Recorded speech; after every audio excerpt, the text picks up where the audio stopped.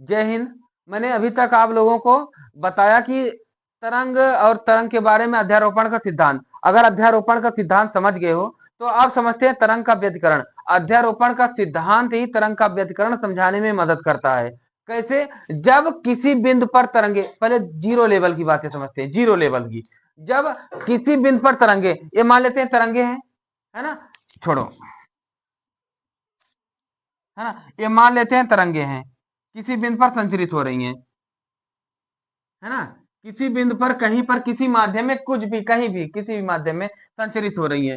तो ये संचरित हो रही है ना, है ना, एक या एक से अधिक तरंगे किसी माध्यम में संचरित हो रही हैं।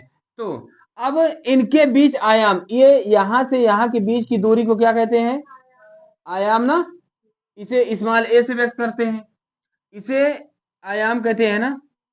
और एक बात और बताया था, ऊपर वाले को क्या कहते हैं और नीचे वाले को? क्लियर है ना? तो जब इनके बीच आयाम कहीं पर कम कहीं पर अधिक होती है तो इस प्रक्रिया को हम क्या कहते हैं?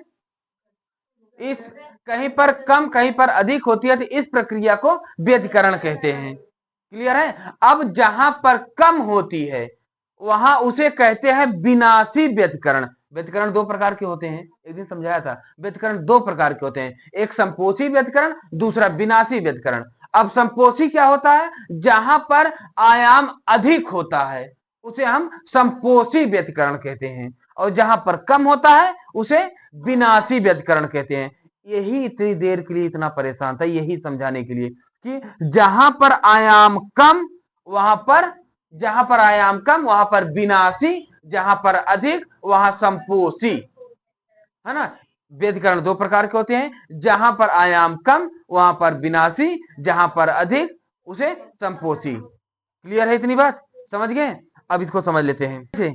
इस बात को समझ गए, तरंगों के अध्यारोपण के सिद्धांत को समझ गए कि क्या होता है जब ये तरंगे विस्थापित होती हैं, एक साथ एक ही माध्यम में विस्थापित होती हैं, तो इनके विस्थापन कणों के या विस्थापित कणों के सदिश योग को कुल परिणामी विस्थापन कहते हैं। इसी को ही हम अध्यारोपण का सिद्धांत कहते हैं, है ना। यही बताया, जब दो या दो से अधिक समान प्रकार की तरंगे किसी माध्यम में एक साथ संचरित होती हैं तब माध्यम के किसी कण का परिणामी विस्थापन y तरंगों द्वारा इस कण पर उत्पन्न अलग अलग विस्थापनों के सदिशयोग के बराबर होता है। बस यही बताया हूं, यही चीज तुम यहां नीचे लिख लेना। इसी को अध्यारोपण का सिद्धांत कहते हैं। ठीक है ना।